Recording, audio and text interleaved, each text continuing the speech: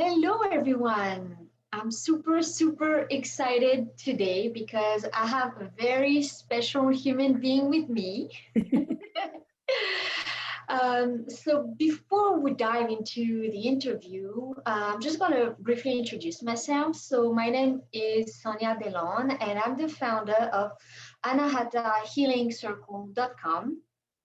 And basically, what I do is I teach people how to connect with animals through meditation using the Let Animals Lead method created by Kathleen Prasad, who's my Animal Reiki teacher. And I do also animal communication. I'm also an animal acupressure practitioner. And I'm also an expert in raw feeding using traditional Chinese medicine principles. So today, I'm excited to welcome Jane Hill. Hi, Jane. Hi, everybody. Hi, Sonia. So, Jane, can you tell us a bit about yourself? Who are you? Who am I? Okay, so I am a crazy animal lover, first and foremost. Our careers change over life, and, sometimes our partners change and our lives change, but those key things are never change, right? So the key thing that never changes for me is my absolute passion for nature and my absolute love for animals, even the little creepy bugs and stuff like that, right? So I'm the I would same, say, so I can yeah, relate. you too. I know, right? They all have got something to say, right? Oh, yeah. Yeah. So I've been a professor for years at a university teaching in social science and equity studies and that kind of stuff. And then, and I'm a registered psychotherapist. And so I've worked with people with trauma and all sorts of different things, couples therapy, that kind of stuff. And that's what I'm doing now. And now I am a new farm owner. So Yes, and we're going to talk about that because I I know. just love this story. When you told me the story, oh my God, it was so inspiring, and I want to really share that with all of you today. So perhaps let's start with how we met. We met a couple of years ago, I think. Yeah, it was years ago. And you attended an animal Reiki class that I was teaching north of Toronto. And perhaps can you tell us more about what led you to sign up to the class? What was your motivation? What did you want to learn? Yeah. So I had thought about doing this for a very long time, and I'd been online and I, looked at the online courses and those kinds of things, and sort of nothing really resonated with me. I've had many dogs and cats over the years, and all of them are basically rescues. So they all come with their own little stories and often physical things that are going on for them. So I've been aware for a very long time of how great it would be to be able to do animal Reiki. And I have some familiarity with human Reiki, haven't taken some of that. But I really wanted to learn.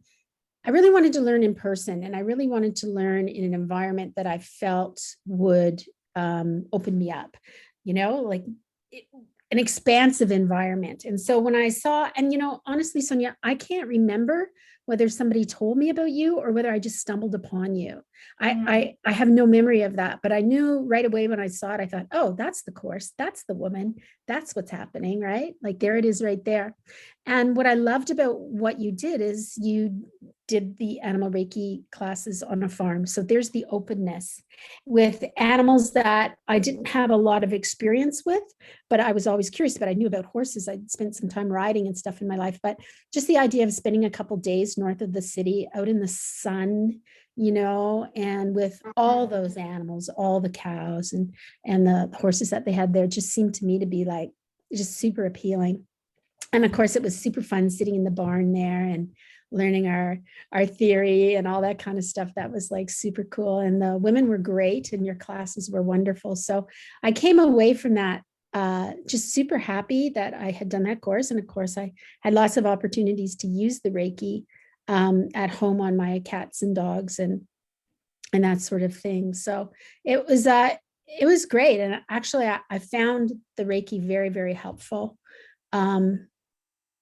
If for no other reason, but just spending the weekend with animal people, just Right. totally, as a city person, right? Totally legitimated, like all the times where it's like you go, I know I feel the vibe, and you turn to somebody and go, do you feel the vibe? And they're like, what vibe?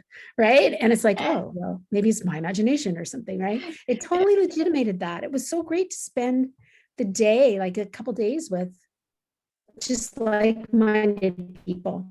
And so I found that really, really affirming. And that had an impact on sort of what the next step was in my life. Ba-ba-ba-bum. Right. So yeah, so that's kind of what led me to you, I guess. Yeah, it was. I remember very clearly the weekend that we spent all together, and it was one of my biggest groups Oh, ever. So, and the energy of the group was just unbelievable. We were all sharing stories, and at times it was very emotional. Um, but it was a wonderful, wonderful weekend. Yeah, sharing Reiki all together with the animals for sure. yeah, it was great. So, what did you take from the class in a very concrete way? Either when you practice, with animals, or even just for yourself, perhaps your personal practice or anything. Hmm. That's actually a really good question. So I've been a long time meditator, so I'm used to that. I'm used to going in, and sort of just feeling all that happening. And so what I took away from the class was, well, first of all, the theoretical stuff, like the history. I'm a nerd, so I like the history stuff. I like to know where the ideas came from. So that was super helpful. And I've always been interested in the connection between human Reiki and animal Reiki. Like, at what point did that become a thing? And and I guess I realized that it never really became a thing. Like, it always was a thing, right? Because of course people have always made these energetic connections with the animal world and with the world of nature, and with maybe even specifically their horses, or their work animals, or of course their pets, right? So there was that piece. And I came away also with, at the time I was kind of I was moving back into the world of psychotherapy, and I was coming sort of out of like that hardcore professor intellectual academic realm, right? Where it has its own thing happening, right? So I was really I felt misaligned. I knew I was transitioning, but I felt misaligned. And I knew I didn't want to be there anymore, but I wasn't sure what I was moving towards. So when I came away with a really, actually, I haven't thought about this in ages. I came away with a really strong sense of direction, in terms of, like, an assurance in terms of where it is I needed to go, what direction I needed to head in. I feel kind of a little emotional, actually, because I'm Wow. just recognizing that was actually a very transformational weekend for me in that regard, right? Wow. Just, yeah, learning the skills, being with the animals, hanging with like-minded people Mm. was very That, pivotal. that's very interesting what you're saying, because you're not the only one who Mm. told me the same. Um, I remember another class I was teaching in France, and there was that lady in her early 30s, and she was in the middle of a burnout, basically, and she didn't know, where to go, what to do. She was really lost. And during the weekend, she had really clear perceptions, when connecting with the animals. And at the end of the weekend, like, even her face was different. She was like smiling, like, really Mhm. connecting with people. And just a few months after that, she started her own animal Reiki practice, and that's Yeah. what she does, as a living now. So it's just unbelievable, just connecting with animals, like going within, uh, can really bring up, like, really hidden things to the surface and change, make us change direction in our life. So it always amazes me what can come out of learning animal Reiki. You really never know. Mm. It's really amazing. Yeah, I think too, like it's partly too this idea that like I'm really familiar with, and I use a lot of alternative medicines for humans, right? And so it's this idea that there's a whole other group of people who are connected to animals or want to be more connected to animals, or who understand this sacred bond, and they use their own energetic abilities to cultivate that, right? And to evolve it, to grow it, and to connect in wisdom, to share wisdom, and to of the little animal friends, right, of our non-human world. And so I found as well, like in meditation, if you've ever, okay, tree hugging, right? If you tree hug and then meditate, you can see, it's like you can see deep into the whole, like, I don't even know what to call it. You just see deep into the dimensions of the universe through the tree, right?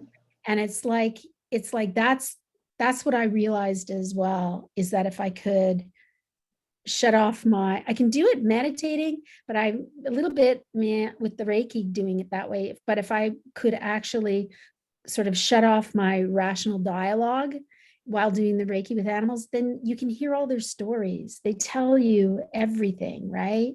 And it's all just there. And it's, yeah, that was also an amazing learning, right? I think that was kind of a breakthrough weekend for me in terms of doing that. I've been able to sort of do that with my own pets, but having farm animals was a different thing, right? Who have no interest, like they have no investment in, when you're standing on the other side of the fence. So I found myself longing for affirmation from them, like, come over, so I know you connected to me. And I know it's not all made up in my mind, right? Yeah. But the beautiful thing is, after a little while, it's not made up in your mind. So you kind of don't care, right? It's you can release from, I was able to just release from all of that expectation and hope, right? Yeah, absolutely. Yeah. Learning Animal Reiki, it's also learning to let go of our expectations, right? Also, and to welcome, anything from animals. And sometimes, their messages can be, not very necessarily pleasant to hear, but they are our mirrors, right? So they reflect back to us things that we need to heal within us. So it's and they teach us about connectedness. We are all connected, and learning Animal Reiki, it's really learning to connect with anything, really, like with trees, with even with humans, better, like heart connections with, other human beings as well. Like it's endless, really. Yeah, it's pretty cool. Yeah. I agree. Summing it all up, it's pretty cool. Yeah. So Jane, after the class, did you find it easy to continue to practice? Maybe not on a daily basis, but do you continue to practice with animals, or just have a personal practice? Yeah, so I continue to meditate and do all the stuff that I did prior, right? And so I just added to that when I go out in the morning to my barn. That's part 2 of the story. Yeah, I use Reiki all the time. I have in the house, I have 6 pets that live with me, which is why I never go on dates. I just have too many pets. And so they get Reiki'd all the time. I have one with they're all rescues. I have one with a bad eye. He gets Reiki'd all the time, and another with a missing leg, and he gets Reiki'd all the time. And and I think too, just even doing Reiki on one of them, they all come looking, right? Like, what's going on? So they all sense it. So yeah, so those are probably the 2 biggies that get Reiki all the time, and the 2 cats. And then and then my dog got into a porcupine the other day, so I pulled out the things and we did a little Reiki on his face and her face and, like that sort of thing. And then of course I use Reiki in the barn all the time. And in fact, when I go in the morning, that's the very first thing I do. I open the barn door, you breathe in that beautiful smell of Yeah. poop and sweat and straw and hay and, all that kind of stuff.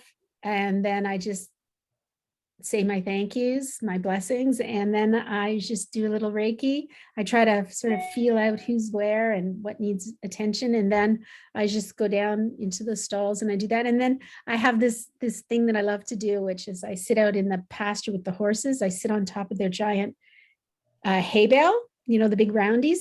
And so they're up where their heads are where I'm sitting basically. So, and then they come and we hang, and sometimes honestly, we sing stupid songs and make up little things. And then we just do some Reiki. I do some Reiki on them. So, and if I'm grooming, I always do a little bit of Reiki. So they're great. Wow. They just know, right? They just come. Oh, yeah. Yeah, exactly. Yeah. Wow. Sounds amazing. So now I'd like to talk about your farm sanctuary. So I'd love you to share with us the story behind your sanctuary. Yeah. So, okay. So I have always, my life dream from the time I was little and would practice making animal noises in those long car rides that you go in your family, because I wanted to grow up to be Dr. Doolittle. My dream is always to have a farm sanctuary. And of course you get busy with life and I kind of forgot about it. And then, you get a career going and whatever, right? It's just what it is. And it was a good career, so who could complain? But there was always something kind of empty. I always felt kind of empty and kind of like I wasn't living what I was supposed to be doing. It wasn't what I was supposed to be doing. So so life was just moving along, right? And then COVID came. And in the middle of the last summer, so the first summer of COVID, the first COVID summer, I guess we're going to have a second. I had to drive out to Winnipeg to pick up my mom, who was moving back to Ontario. So I drove out, and on the way driving, I noticed I was getting an eye infection, which was really weird because I never had eye infections ever. By the time I got to Winnipeg and a couple of days in, my face was pretty swollen on this side. But I didn't worry about it. It's just, had lots of things to do. So we packed up the moving van and everything and then headed off. And by the time I got back to Ontario, my eye was very, very puffy. So a couple of days in Ontario, and then I couldn't go to emergency.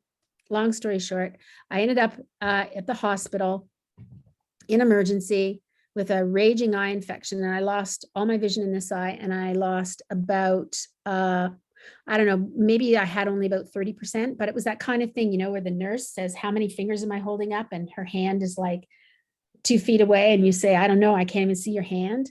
It was like super scary. So they gave me a bunch of antibiotics of all sorts of different kinds. And I turned out to be allergic to they think 2 of them, but 1 for sure. So they were just like giving me all this stuff, right? And so I think that was probably about my 3rd try at different antibiotics, but I just remember lying there on the gurney and starting to shake and convulse, and I was allergic, and there was nobody around because emergency was pretty empty. And I just thought, wow, like out of all the different ways that you could die, I'm thinking, is this the way I'm going to die? This is ridiculous. Like, this is such a dumb way to die, right? And my dad showed up, and which is quite interesting because he's been dead for about 3 years. And he just showed up, and he was there, and he looked young, and I could see kind of past him, and there are all these animals that I'd had in my life, and he was a great animal lover. And I'd actually asked him at one point when I had a dog who died just a year before, who he was great friends with, and her body was dead, but she wouldn't leave, she was hanging there. And I asked him to come and get her, and he came, and it was so gorgeously wonderful, right? It was beautiful. But anyways, and so my dad's there and he's just his usual affable, relaxed self. And I'm like, Dad, like, am I dying? And he says, well, you can if you want. And I just said, really? This is how it happens? Like, this is like so Wow. anticlimactic. And he said, well, you have a choice. And I said, well, what should I do? Because I'm thinking, this is great, man. I can get off this rock. But the other part of me is like, but what about my dogs? And what about my cats? And what about all these things? So he just says to me, I guess the real question is, Jan, have you finished your work? And I thought, finish my work. I haven't even started it. Right. And he says, well, then I guess there's your answer. So then I say, well, what should I do? And he says, well, just call out and somebody will come. And I don't remember calling out. I don't remember actually being able to call. I have no recollection of that. I just remember thinking, but I'm just shaking. How can I even call? And then I just heard people talking around me and people calling my name. But yeah. And so then, several more hours later in the hospital and whatever, I eventually get out and come back to Toronto and pretty much quit my job. And then that would have been in August. I had a few weeks left to finish in term. I had to take a short leave of absence because I couldn't see and go back, finish my term. And then I quit. Wow, and then 2 weeks later, I found my farm. mm-hmm. And there's a story behind that as well. I found my farm. Please share. And then 3 weeks later, I bought it. And Yeah. then I had to run back to Toronto, sell my house. And then But 4 months later. let's step back. Let's step back because I want you to tell us, you said you noticed the property Yeah. before, right? Yeah. So tell us more about that because you So saw the property before and you ended up then purchasing it in the end. But tell us the story. exactly. Yeah. So I've been looking at farms for a very long time, like years online, right? Because it had always kind of been percolating, but I never really had the courage to do anything. And so I saw this farm it would be about almost 3 years ago now. It was for sale. And I looked at it and I thought, oh, it needs some work. The barn was beautiful. The property was really great. It looked like it was going to serve my purposes perfectly, but the house needed a lot of work. And I thought, oh, I'm so tired of that. And I was a little bit outside of the range that I was looking. It was in a different direction. So I never came to see it, but I always remembered it online. And then because then one day it was just gone. And then 2 years and a bit after, like last summer, I'm, of course, surfing realtor.ca as always, looking at farms. And I think I'm just going to go back to that area and look, and it's back on. But the people who bought it only had it for like 2 years. They redid the roof, the furnace, all the windows. So they did all those things that I was like, oh, I hate that stuff. Right. And so then I came out. They did it for me. They were holding it for me. Right. Yeah. And so, yeah, it's the most crazy cool story, and it's like, as soon as I pulled into the driveway, like I'd seen it in my mind. I'd seen where I was going to live in my mind for years, and was when I pulled into the driveway, I went, oh, this is it. And a friend of mine was with me and I just turned around and I said, oh, here it is. I was looking in the wrong place. So, yeah, so that's how, and then everything went super smooth in terms of buying it. But although I had to sell my house during COVID and all that kind of stuff during lockdown, and you just think there would be challenge after challenge after challenge, but it all just turned out perfectly. Like always at the last minute, at the last deadline, something would have come through, Yeah, that's when everything is aligned, that you completely align with what you're supposed to do, right? Yeah. And you know what, Sonia, I was never stressed out about it. Everybody be like, oh my God, where are you going to get that down payment? You haven't blah, blah, blah, or where are you going to get this? Or, and I'd just be like, it'll show up. I just know it will. Right. And in my rational mind, way at the back, it's like, it better show up or you're like toast, right? You're like, you're in trouble. But in my deeper mind, it was like, relax, everything's cool.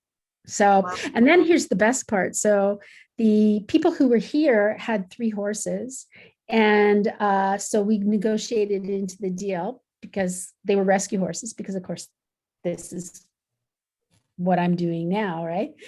And so we negotiated into the house sale that they would leave behind their horses and that they would also leave behind their tack and stuff like that. And who does that, right? Like, Yeah. and so it's beautiful. So the horses never had to be relocated. They're fantastic. And I just love them so much. And, you know, I can always, one of the daughters, you know, I can get in touch with her on Facebook, and she's helped me a lot. Just sort of knowing how to manage the pasture and find a farrier and things like that. So they're just very kind, generous people. And it just, and I feel like I've lived here forever. I feel like I've been here forever. It's so Yeah. great. It's quite a steep learning curve for you to care, you know, for those animals. And I don't know, how many animals do you have on the farm and how many species do you have? Yeah, so I have the 3 horses, and they're, and then I have 10 goats, and I just had 2 babies, so now I have 12 goats, and they're all different mixes of different sorts, and some big, some small, and they're rescues basically. So they came from, I might not have rescued them, but I got them from somebody who did. And then 2 alpacas. And pretty soon, maybe in about 3 weeks, we'll get our chickens. Oh, So yeah, awesome. Wow. yeah. So I'm excited about that. So do you have like resources around you to help you learn more about those animals and how to take care of them? Yeah, it is this very steep learning curve, but I'm not a person who's afraid to ask questions. So I go to the feed store. There's a guy named Terry at the feed store. And every time I go in, I've got, Terry, I got the stupidest questions. Here they are. And, you know, they're so kind. My neighbor's down here, you know, he's one of the farmer neighbor guys came up and he was teaching me how to run the tractor. And like, just people are just like that, right? Like everywhere you go. And I found with goat people for sure is that you just ask them a question, you know, and the woman that I got some of the goats from, I've texted her, I don't know how many times in like sort of a state of, you know, almost emergency, like she's having babies. What do I do? You know, or someone's got the sniffles. What do I do? Right. That sort of thing. Right. And they're just lovely. People are so kind. Right. And so compassionate. So I just feel like super lucky. Right. And the vet was out here checking the horses as they do. And, you know, I was sort of in the middle of finding a farrier. So their feet were kind of long, their hooves were kind of long. And he's like, oh, I'm going to show you how to clean them properly. You know what I mean? Like he didn't have to do that. But, you know, like I had all these questions about which part do I clean in here? Do I do, what is this actually over here? You know, he took extra time, and people are so kind. You know? Yeah, you just need to ask, and people are willing to, for sure. Exactly. I know. I guess that's it too. Like, if you're not afraid to ask stupid questions, then, you know, it's all good, right? Exactly. Once you know, like I asked Terry a while ago, if I had to wear, you know how kittens will, you know, male cats will kill the little baby kittens. I'm like, do I have to worry about the goats attacking the baby goats? You know, and he's like, nope, never heard of that. Right. So it's like, nope, never heard of that, Jan. So, you know, like, and now you know, yeah. And now I know, right? I know. It's all good. Do you have enough volunteers to help you on the farm? Or are you looking for volunteers? Yeah, so that's kind of my thing, is that if people want to come and stay and exchange their stay for either, you know, pay what you can, kind of drop in a little bit of cash kind of thing, or work it off in just hours of labor, helping in the barn or that sort of thing, in the garden, probably weeding soon, you know, those things. I'm like so happy to do that. We're building, right now we're building some tiny houses out in the back, and that will be solar powered, so people can have their privacy and sort of enjoy a relaxing time, and then just, you know, show up at the house for their chores from 10 o'clock till noon or something like that, and then go off. I was just north of Belleville, so they can go down to Prince Edward County and go on the wine tours and stuff when stuff opens up, or just hang up. We're building a big campfire site at the back, and And I'll have I bought an old trailer, build a big deck around it and stuff like that. And it will just basically be a place where people can come and meet. So, if when we do our workshops together and stuff, what we'll do is we'll have like an outdoor, basically an outdoor classroom that we can sit in, and I want to put a pizza oven back there, and you know what I mean? So it'll be like super fun. There'll be a fridge. You can tuck your beer in there if you want to have it with your pizza or that sort of thing. And I just mostly ask that it just be vegan, and just here for the animals, right? And that's all. But people can come and go as they wish, and just enjoy the beauty. There's 50 acres, so it's just it's not, I wouldn't say it's big enough to get lost on, but it's big enough to forget there's other people here. Right?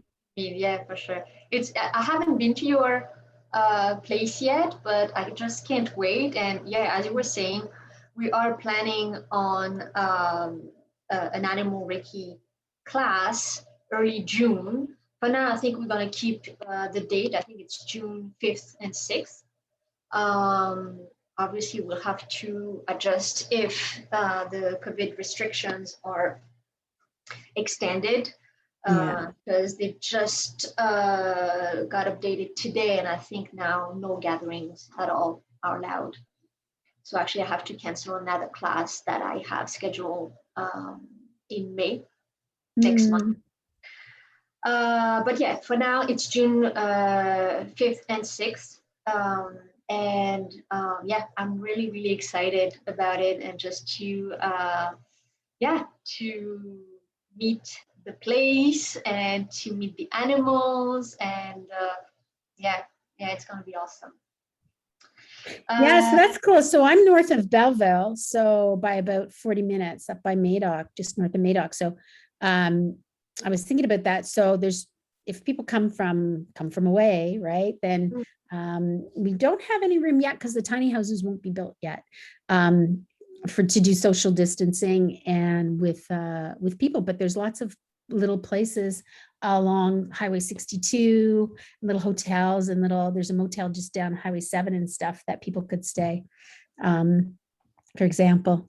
Right? Yeah, thank you for mentioning that. Yeah, absolutely. I myself will be coming from Toronto, right? So, yeah, and we can do, if it's rainy, we can go in the tack room in the barn, or we can use the whole wide open space in the back in the barn. So it would be kind of like at the other rescue place that we had our class, right? And so we kind of have that kind of setup. So there'll be lots of social distancing, or hopefully we can sit on the porch and eat pizza. Right by then, right? I think the pizza oven will be ready by then. Oh, so we can sit out there and just have all the classes all outside, right? And then walk sounds over like heaven. Walk over to the barn, right? Yeah, absolutely. So a few days ago, I want to talk about that too. A few days ago, you made a big reveal about the name of your sanctuary. So tell us. Yes, it's called Spirit Hill. And Spirit Hill Farm Sanctuary is what the name is. And it just totally resonates with me. And the name Spirit Hill's my last name, came from, I posted on Facebook to ask people what they thought. And so one of my cousins, Terrell, came up with that one. So that was kind of cool. And I just added the farm sanctuary on the end, and it just resonated right away, right? Yeah, it's a beautiful name. Yeah. So where can people find you? On Facebook, anywhere else? I'll put all the links just below the video, but tell us where we can find you. Yeah, so I don't have a Facebook page for the farm, but I just have my own Facebook page, but you're welcome to be friends with me if you want. And he's just Jan Hill, Toronto, I guess, right? I'm sure more to come. Like, I'm sure you'll create your page, and there's a lot of and I post not every day, but pretty much every day, a little 30-second to maybe a minute video about what's going on, and maybe you'll see me chipping fences out in the winter, or repairing fences, or just lying on the hay bales with the horses. It's just kind of a little video. I That's saw you funny. on your tractor the other day. Like, yeah, it's so I love those videos. I love them. It's so cool. Really day to day on the farm. So that's really cool. Yeah, what's really funny is because I have so many friends, right, who are like, just know me as like a professor person or a therapist, and they're like, "What are you doing?" And but it's kind of part of my personality to be like, total change. We're changing Yeah. everything now, right? So I know, and I look through my closet and go, I'll never wear these suits again. Like that's not happening, So once Value Village opens, I'll be getting rid of those babies, right? So It's do you fun. still have your practice and you run the farm at the same time? Yes, I do. I see about 30 clients a week. And yeah, and so I'm up here by myself most of the time. But just last week, a daughter of a friend of mine has come for the summer, and she's a very animal person. She's a lovely person. And she's going to be, before she heads back to school in the fall, she's going to be overseeing the barn animal stuff and the garden stuff. And so we'll be working together there. I can learn from her. She can learn from me. She's a good researcher. And then just yesterday arrived a friend of mine with her boyfriend, and he's a carpenter. So he's going to help build some buildings. He's going to be building the tiny houses and stuff. And Carrie's she's brilliant. And so she knows all about solar power, and she's one of those can do anything people. So Yeah, so we'll just wait to see how that all unfolds. There's a multitude of projects on the go. So I'm yeah, sure. so I'm really hoping in a few months everything will be up and running, Mhm. and then we'll just sit back, Yeah, yeah, right? absolutely. Watch the sun come up and watch the sun go down, Wow. right? Yeah, Watch the horses sleep. yeah. Yeah. It's very inspiring how you can manage, running the farm, still having your own practice.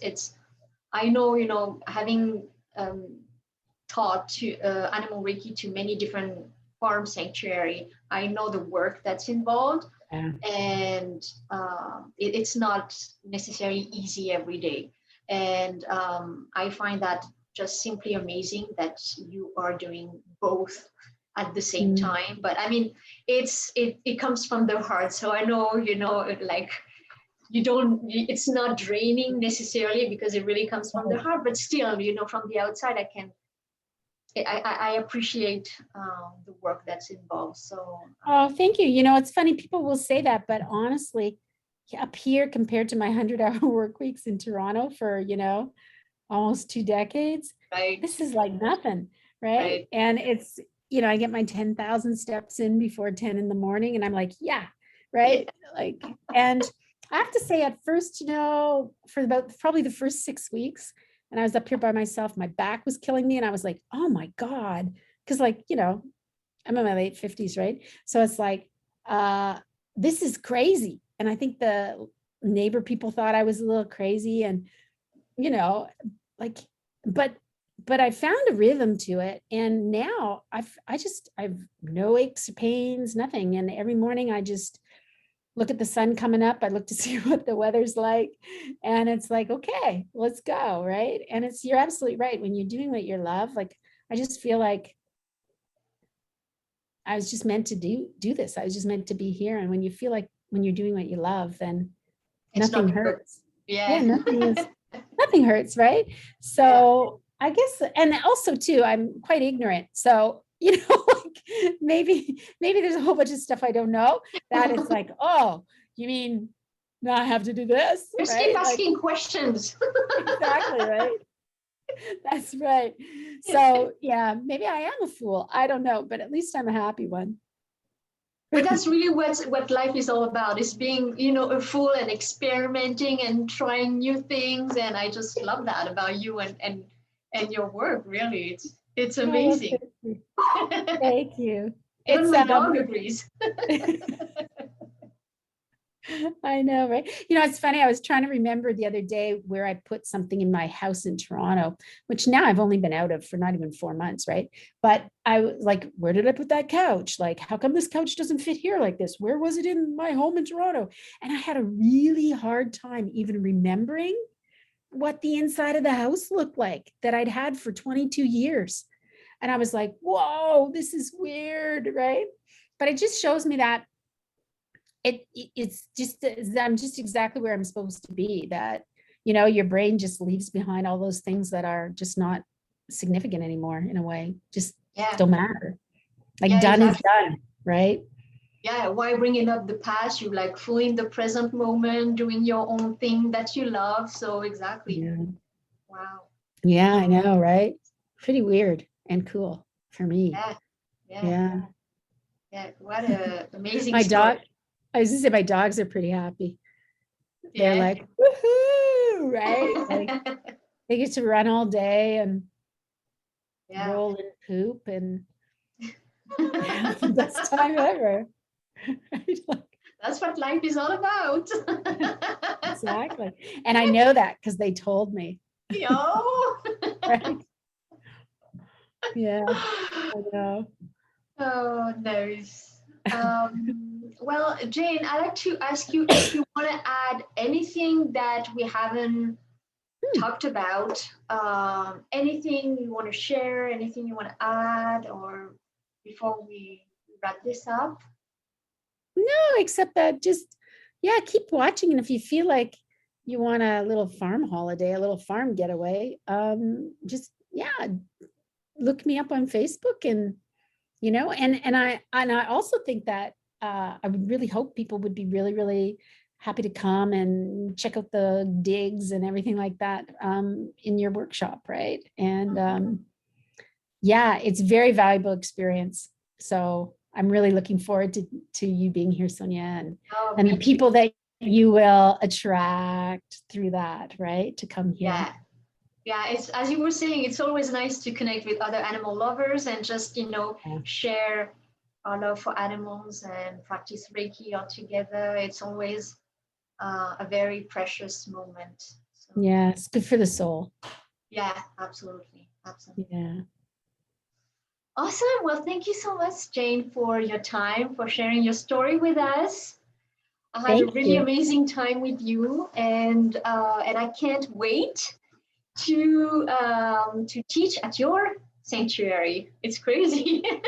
Thank you. I'll tell Taz and Ollie and Donnie and Odella and Mabel and Sprinkles and Mario and Barney and Todd and Vinny and Cameron and Jellybean and Kevin and Tiny and Daisy and Lily and Cody and Tulip and Lana. Whew, to get, and Shaggy and Charlie, to be ready for your visit. Whoa. Woo! I didn't think I was going to be able to do that. Oh my God, I got to get a lot of Christmas stockings organized. I just realized. Better get a jump on that on Etsy. Woo! Well, I know I can't wait to meet them all, that's for sure. And to share Reiki with them and to see you again after like 2 years. So yeah, thanks again, Jane, for your Thank time. you. And we'll see you soon. Thank you so much, Sonia. Bye, everybody. Bye.